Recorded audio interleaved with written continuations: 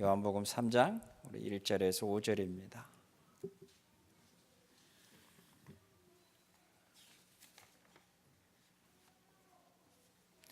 요한복음 3장 1절에서 5절입니다.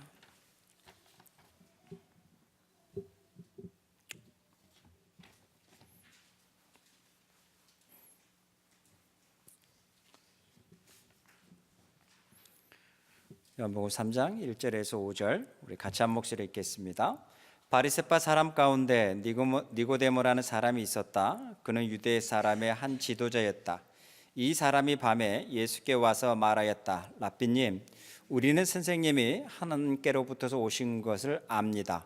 하나님께로 함께하지 않으시면 선생님께서 행하시는 그런 표징을 아무도 행할 수 없습니다. 예수께서 그에게 말씀하셨다. 내가 진정으로 너에게 말한다. 누구든지 다시 나지 않으면 하나님 나라를 볼 수가 없다. 니고데모가 예수께 말하였다. 사람이 늙었는데 그가 어떻게 태어날 수 있겠습니까?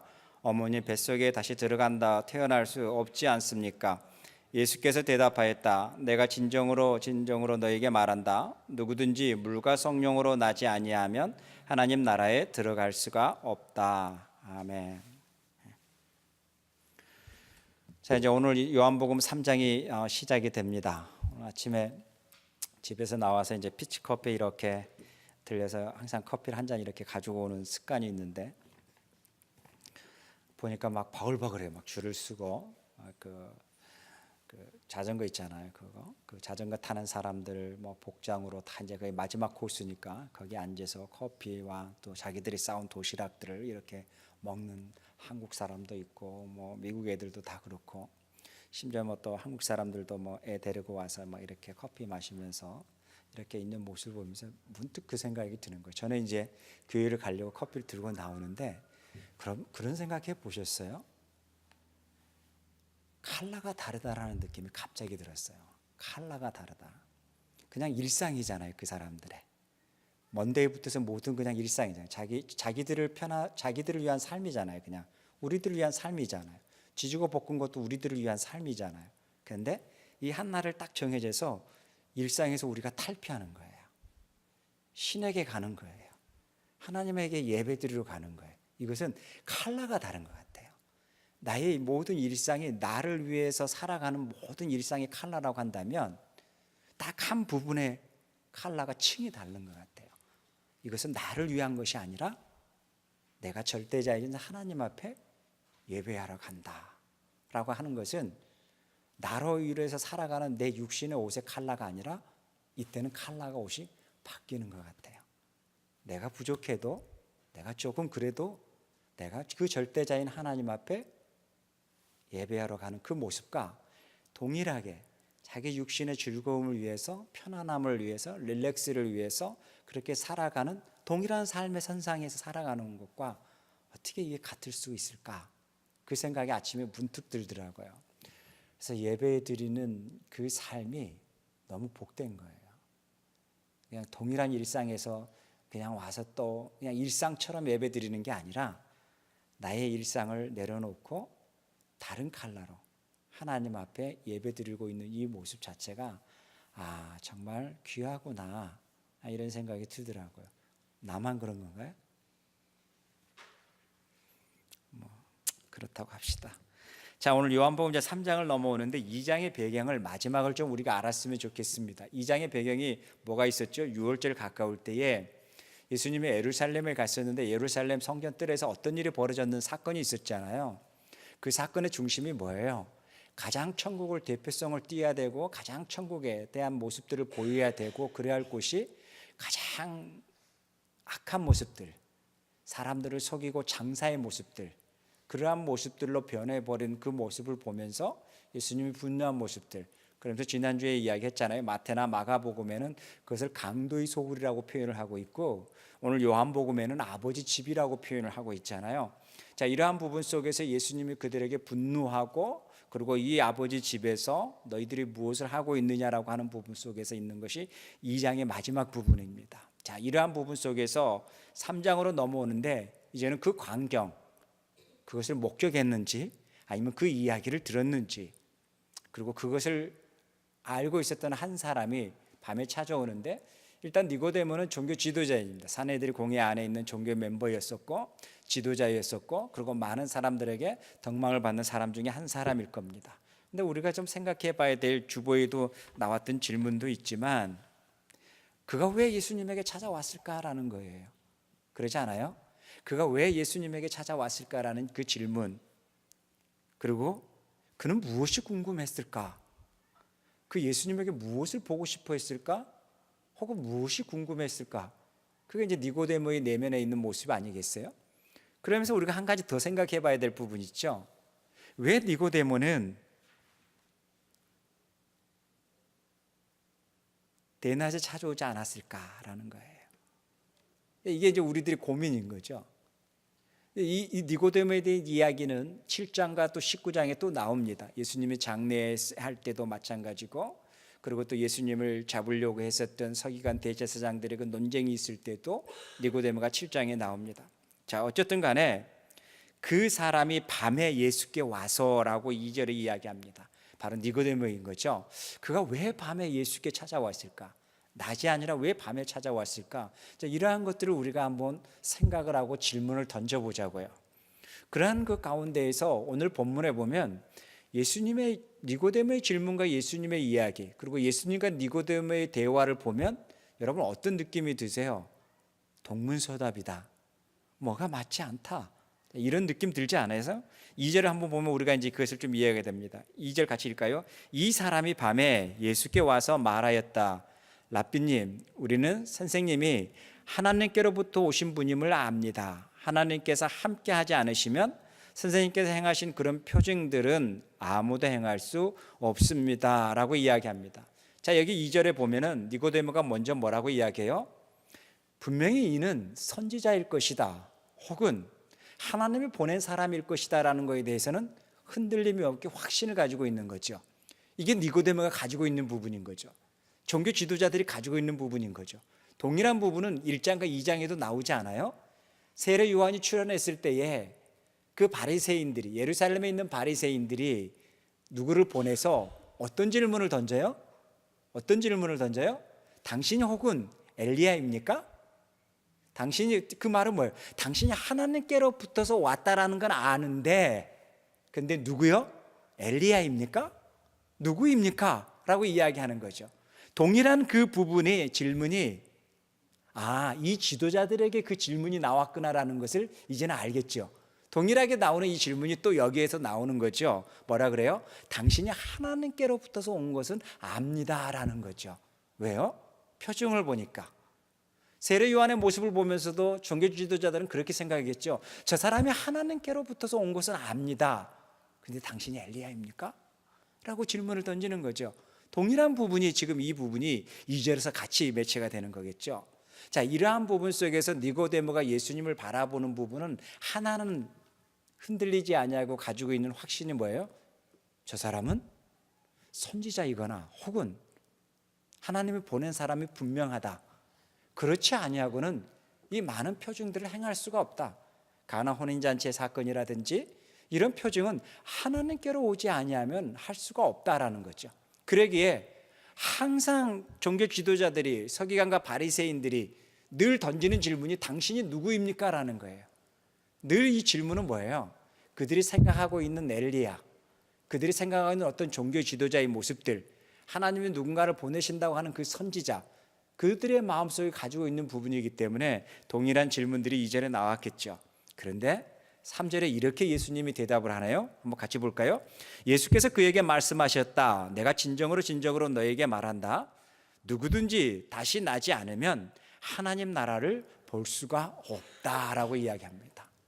자, 여기의 부분 속에서 보면 니고데모가 이야기하는 부분 속에서 이렇게 질문을, 예수님이 이렇게 이야기를 하네요.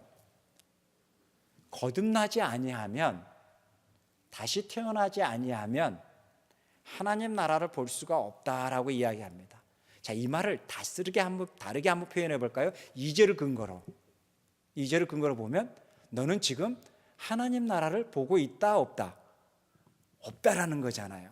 지금 너가 보는 것은 표징이고 너가 보는 것은 기적이고, 그렇기 때문에 너의 궁금증은 당신이 누구입니까? 라는 궁금증이다라는 거죠. 당신이 누구입니까? 라는 궁금증인 거죠. 이 궁금증이 모든 우리 내면에 가지고 있는 질문 아니에요? 우리가 예레미야 큐티를 하면서 요즘에 느껴지는 게 뭐예요? 선지자를 통해서 무엇인가를 해결해 보려고 하는 부분들, 선지자를 통해서 어떻게 이것을 좀 모면해 보려고 하는 부분들, 선지자를 통해서 우리의 죄를 알고 하나님 앞에 통회하는 부분이 본질이 아니라 가장 비본질, 뭐예요? 이것을 선지자를 통해서 어떻게 무마시켜 보려고 하는 부분들, 선지자를 통해서 이것을 한번 피해가는 방법을 배우는 것들, 이런 거에 익숙해져 있는 인간의 모습들을 예레미야를 통해서 보지 않아요? 동일한 이 부분인 거죠. 예수님이 2절에 니고데모가 이야기했을 때에 3절에 이렇게 이야기하는 게 딱 나오는 게 뭐예요? 하나님의 나라, 천국, 딱 그러는데 그것은 뭐예요?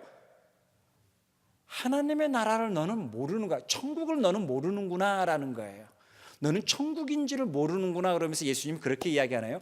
거듭나지 아니하면 하나님 나라를 볼 수가 없다라고 이야기하는 거예요. 그래서 니고데모는 그러면 무엇을 보고 있는 거예요? 하나님 나라를 못 본 거겠죠. 그리고 니고데모가 보는 건 딱 2절이잖아요. 기적과 표적들. 이 기적과 표적들, 이 기적과 표적이 왜 있는가에 대한 부분이 아니라 이 기적과 표적들에 대한 관심이잖아요. 이것이 2절과 3절에 큰 갭이 벌어지는 거예요. 그래서 여기서 3절에서 우리가 잊지 말아야 할 두 단어가 출현하는데요. 거듭남이라는 단어, 그 다음에 하나님 나라라는 단어. 그러고 난 다음에 이야기하잖아요. 어떻게 그러면 거듭납니까? 아니, 우리가 다 컸는데 다시 태어난다라는 말입니까? 라는 부분이죠. 자, 여기 이제 원어적인 부분 속에서 이 요한은요, 예수님의 이야기에 대한 이 요한은 히브리적인 언어로 이야기하지 아니하고 헬라적인 단어를 가지고 이야기하는데, 이 단어의 거듭남이라는 단어가 두 단어의 의미를 가지고 있습니다. 쉽게 이야기하면 거듭남이라는 단어도 있지만 위로부터라는 단어도 있다라는 거예요. 자, 그러면 거듭남은 위로서부터서 날 수 있는 게 거듭남이라는 거예요. 그래서 예수님께서 이렇게 이야기를 합니다. 5절에 보면 결론을 이야기하고 있잖아요. 5절에 예수께서 대답하였다. 내가 진정으로 너에게 말한다. 누구든지 물과 성령으로 나지 않으면 하나님 나라에 들어갈 수가 없다라는 거예요. 거듭남이 뭐예요? 물과 성령으로 나는 것이 거듭남이라고 하는데, 여기서 이제 니고데모가 고민이 빠지는 거죠. 율법을 배워서 되는 것이 아니네요. 율법을 달달달 외워서 되는 것도 아니고, 깊은 수련의 기간에 가서 나오는 것도 아니고, 이 거듭남은 물과 성령으로 된다고 하는데 이것은 우리 커리큘럼에 없는 내용이네요. 얼마나 당황했겠어요. 우리의 그 집중적인 제자훈련 코스에도 없는 내용인데요. 우리 지금 계속적으로 구약을 연구하고 공부하고 있는데 지금 우리 스케줄에 없는 건데 이게 뭡니까? 라는 거죠. 여기에 대한 질문, 그리고 여기에 대한 고민, 여기에 대한 생각들이 요한이 끊임없이 요한복음을 통해서 우리에게 말하고 싶어하는 거예요. 그래서 1장에서부터서 이야기하는 위로부터서의 사건을 이야기하잖아요. 위로부터 사건이 뭐예요? 태초에 말씀이 계시니라, 이 말씀이 하나님과 함께 계셨고 이 말씀으로 말미암아 모든 만물이 창조되었다. 어디서부터서요? 위로부터서 모든 만물이 창조되었다라는 거죠. 그리고요, 말씀이 육신이 되어 우리 가운데 거하심에, 우리 다 했잖아요. 1장. 말씀이 육신이 되어 우리 가운데 거하심에 위로부터서 이 땅에 우리 평양산에서 살고 있는 우리들에게 임하심에 우리가 그의 영광을 보니 아버지 독생자의 영광이다라고 표현을 하고 있잖아요. 자, 이 모든 것이 뭐예요? 출발이 위로서부터라는 거예요. 자, 그러면 거듭난다라는 게 뭘까? 이것은 훈련의 코스가 아니라, 집중의 연구의 코스가 아니라 위로서부터서 주는 선물이라는 거예요. 누가 구원을 얻습니까? 누가 구원을 받습니까? 누가 하나님의 나라를 볼 수 있습니까? 라는 이 질문이잖아야 거듭나야지 하나님 나라를 볼 수 있는데, 그럼 어떻게 거듭납니까? 라는 거예요. 얼마나 답답했겠어요. 어떻게 거듭납니까? 라고 이야기하는데 내가 할 수 있는 게 아니네? 라는 벽을 만나는 거죠. 그게 뭘까요? 물과 성령으로 거듭나지 아니하면. 그러게 저와 여러분의 거듭남은 코스가 아니라 하나님의 선물을 하는 거예요. 믿음이 뭐라고 지난주 이야기했죠? 믿음 또한 하나님이 우리에게 주시는 은혜라는 거예요. 우리가 수고해서, 우리가 잘 어떻게 코스를 잘 해서 믿음이 갑자기 뻥 이렇게 나오던가요? 그러지 않잖아요. 어느 순간에 위로서부터서 오는, 나에게서 오지 아니하는 위로서부터서 오는 하나님의 은혜, 이것이 뭐예요? 거듭난 사람들. 오늘 요한은 이것을 설명하고 싶어 하는 거예요.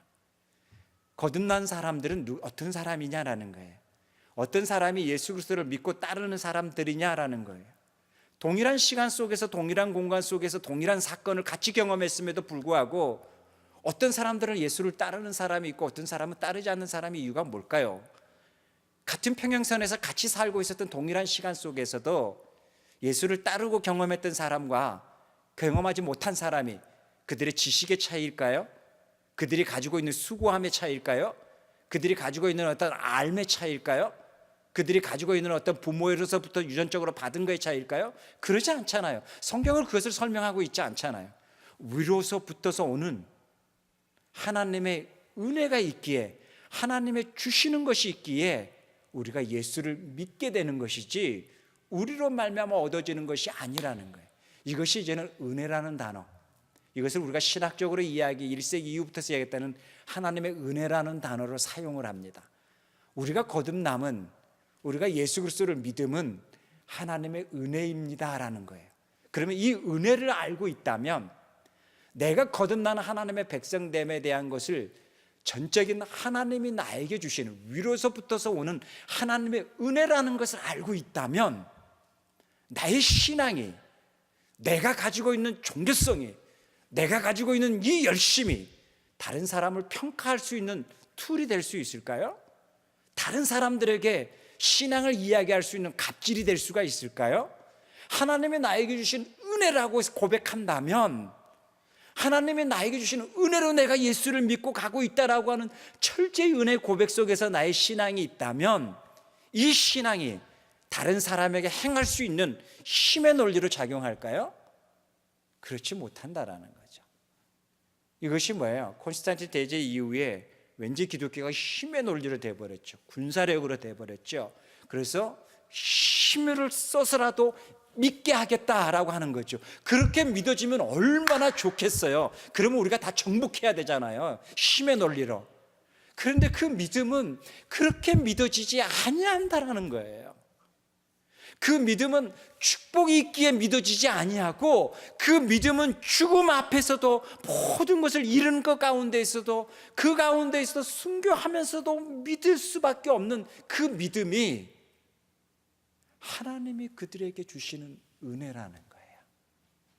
그의 거듭남은 우리가 잊지 말아야 될 3장의 첫 출발이 뭐예요? 위로서부터서 온다라는 거예요. 자, 그러면 이 거듭난 사람은 어떤 사람인가라는 거예요. 거듭난 사람은 니고데모와 똑같이 평행선 위에서 살아가고 있는 모든 인간들이 보고 있는 똑같은 시각과 관념과 철학과 가치관, 그것을 뛰어넘어 하나님의 나라를 본다라는 거예요. 이것이 뭐예요? 거듭난 사람들의 모습이라는 거예요. 그것을 성경은 구체적으로 설명하고 있지 않아요. 결과물을 가지고 설명하는데, 그게 이제 히브리서 11장과 12장에 이 스토리가 나오는 거죠. 많은 믿음의 선배들이 수많은 가정 속에서 죽음을 당하면서까지 살아가면서 그들이 품고 갔던 게 뭘까요? 하나님의 나라라는 거예요. 왜요? 육신이라는 이 옷은 잠시 우리가 입고 가는 옷에 불과하다라는 거예요. 잠시 우리의 인격을 만들어가고 우리의 재성이 무엇인가를 깊이 경험하고 터득해가는 과정. 야, 인간이 별거 아니라는 것을 시간이 가면 갈수록 더 깊이 깨달아가는 과정. 그래서 그 구원은 절대 나에게 나올 수 없다라는 것을 더 깊이 깨달아가는 과정. 그래서 이 구원은 나로부터서 오는 것이 아니라 위로부터서 올 수밖에 없다라는 것을 더 깊이 동의하고 그분의 은혜를 깨달아가는 과정, 이것이 뭐예요? 우리가 수평선 위에서 살아가고 있는, 평행선 위에서 살아가고 있는 우리들의 모습이라는 거예요. 지지고보고 살아가는 우리들의 모습이라는 거예요. 그렇지만 더 우리가 크게 품어야 될, 보이지 않지만, 그것을 소망이라고 단어를 사용하는데 보이지 않지만 우리가 품고 가야 될 큰 그림은 천국, 하나님의 나라라는 거예요. 그래서 예수님이 니고데모에게 그런 말을 하신 거예요. 예수님께서 그에게 말씀하셨다. 3절에 그러잖아요. 내가 진정으로 진정으로 너에게 말한다. 누구든지 거듭나지 아니하면 하나님 나라를 볼 수가 없구나라는 거예요. 다른 말로 표현하면 너는 거듭나지 아니해서 너가 보는 것은 왜 표적이 일어나는지, 왜 이런 기사들이 일어나는지, 그가 하나님의 아들이라는 것을 증거하기 위해서 하나님으로부터 단지 보내심을 받은 사람이 아니라 왜 그런 일들이 일어나는 것에 대해서 깊이 바라보지 못하는 그 모습을 보면서 니고데모가 가지고 있는 안경, 세계관과 예수님이 제시하는 하나님의 나라하고는 너무나 다르다라는 거겠죠. 자, 그렇다면 이제 우리들에게 한번 적용해 볼 수 있는 거겠죠. 우리에게 어떻게 적용해 볼 수 있을까요? 우리의 신앙은, 우리의 믿음은 어떻게 쌓아져 올라갈 수 있을까요? 라는 거예요. 우리의 신앙과 믿음은 우리가 수고함도 있습니다. 그래서 더욱더 우리의 신앙들이 견고해집니다. 그런데요, 이 견고해지는 이 신앙에서의 우리가 쌓아 올리는 시간과 함께 우리의 신앙이 견고해지지, 이 신앙 자체가 나로 말미암아 나왔다라는 논리는 아니라는 거겠죠. 왜요? 우리가 육신의 모습을 가지고 살아가는 우리의 존재이기 때문에 우리에게는 두 가지가 보이잖아요. 하나는 뭐예요? 육신의 나라가 우리를 보이게 하잖아요. 그 다음에 또 하나는요, 영의 나라, 하나님의 나라가 보이게 하잖아요. 그러게 우리는 항상 이 두 가지 렌즈가 우리 안에 오지 않습니까? 어느 때는 이 육신의 나라가 조금만 뻗으면, 조금만 우리가 이렇게 하면, 조금만 우리가 더 모으면, 조금만 우리가 이렇게 가면, 조금만 이렇게 하면 우리는 노년에 쫙 이렇게 될 수가 있어 라고 하는 우리들의 프로젝트가 있잖아요. 이 육신의 나라의 프로젝트가 있잖아요. 근데 쫙 간다라는 걸 무엇으로 보장하냔 말이에요. 우리의 생명이 20년, 30년 무엇으로 여러분을 보장할 수 있냔 말이에요. 여러분의 생명이 1, 2년 아니 10년, 40년, 50년 어떻게 이것을 보장할 수 있냐라는 거예요. 어떤 보장의 근거로 그 프로젝트를 만들어갈 수 있느냐라는 거예요. 더 큰 프로젝트는, 우리가 만든 그 프로젝트보다 더 무게를 둬야 될 프로젝트는 하나님 나라의 프로젝트가 이 무게보다 더 커야 되지 않겠냐라는 거예요. 그런데 우리는 하나님 나라에 대한 프로젝트는 없고 천국 가면 되는 거지 라고 하는 이 프로젝트만 그냥 믿고 가는 거하고 똑같은 신앙의 노선을 가고 있고, 우리가 열심히 쌓아올리고 수고하고 이렇게 하고 이렇게 하는 것은 우리 육신의 프로젝트잖아요. 그래서 예수님이 이런 이야기를 하네요. 6절 같이 한번 읽을까요? 육에서 난 것은 육이요, 영에서 난 것은 영이니라 라고 이야기합니다. 이것이 우리들의 삶의 모습들, 그리고 니고데모가 가지고 있는 고민의 모습들에 대해서 이야기하고 있다는 거예요. 여러분, 하나님 나라에 대한 어떤 프로젝트를 가지고 계세요? 하나님 나라에 대한 어떤 소망을 품고 여러분 가세요? 우리는 육신의 렌즈도 있지만 영의 렌즈도 있지 않습니까? 나는 육신의 렌즈를 영의 렌즈 무게만큼 같은 무게로 가고 있는 것인가? 아니면 나는 그냥 예수 믿다고 하지만 속을 들여보면 예수 믿고 천국과 똑같은 논리로 나의 본질은 가지고 있으면서 입만 거창하게 가고 모든 나의 프로젝트는 육의 프로젝트가 아닌가? 이런 고민을 이제 우리가 해봐야 된다라는 거예요. 이 요한은 이것을 우리에게 던지는 거예요. 우리는 과연 육의 프로젝트만 가지고 살아갑니까? 이게 고민이라는 거예요. 그래서 1세기의 수많은 그리스도인들이 여기에 대해서 얼마나 많이 고민했는지 몰라요. 그래서 헬라파 유대인뿐만 아니라 정말 히브리파 유대인들마저도, 1세대 유대인들마저도 예수 그리스도를 만나고 난 다음에 그들이 수많은 순교를 일생에 얼마나 많이 핍박했었습니까? 그러면서도 그들이 놓치지 않냐고 갔던 그들의 프로젝트가 있습니다. 그게 뭘까요? 하나님 나라에 대한 프로젝트예요. 어떤 하나님 나라에 대한 프로젝트일까요? 그들은 신앙을 더욱더 견고하게 쌓아 올리는 거예요. 그럼 그 1세기에 그들이 어떻게 신앙을 더 견고하게 쌓아 올렸을까요? 예수를 믿고 가는 게. 그들이 같이 말씀을 나눕니다. 같이 삶을 나눕니다. 사교 클럽이 아니라 같이 그 말씀을 나누면서 말씀으로 저들이 힐링을 하고 터치를 받습니다. 그리고요, 옆에 집이 궁핍하다고 했을 때 내 것을 나눠주기까지 합니다. 심지어 저기 지금 안디옥 교회가 어렵다고 했을 때 예루살렘은 그들을 위해서 기도하기도 합니다. 그리고 예루살렘 교회가 너무나 지금 어렵다고 하길래 그 멀리 떨어지는 안디옥 교회는 그들을 위해서 또 섬기기 시작합니다. 이게 뭐예요? 건강한 하나님 나라의 프로젝트인 거예요. 그래서 사도행전에 보면요, 고아와 가부뿐만 아니라 힘든 자들을 서로 나누기까지 합니다. 이것이 지금 우리가 구약에서 보고 있는 하나님 백성의 삶 아니었습니까? 그들이 이제는 하나님 나라의 백성의 삶으로서 신약에 와서 그렇게 살아가는 그 모습들, 그게 뭐예요? 견고한 믿음의 삶이라는 거예요. 저와 여러분이 견고한 믿음의 삶, 이것이 신앙이라는 거예요. 그러니까 우리의 믿음을 견고하게 어떻게 합니까? 당연하죠. 신앙 잃어버리기 좋은 방법 가르쳐 줄까요? 성경 보지 마세요. 그냥 영화 보고 드라마 보고 다른 사람들과 그냥 재밌는 이야기하고 애들 교육 이야기하고 뭔 이야기하고 뭔 이야기 다 하세요. 신앙 다 없어집니다. 신앙은 그렇게 없어지는 거예요.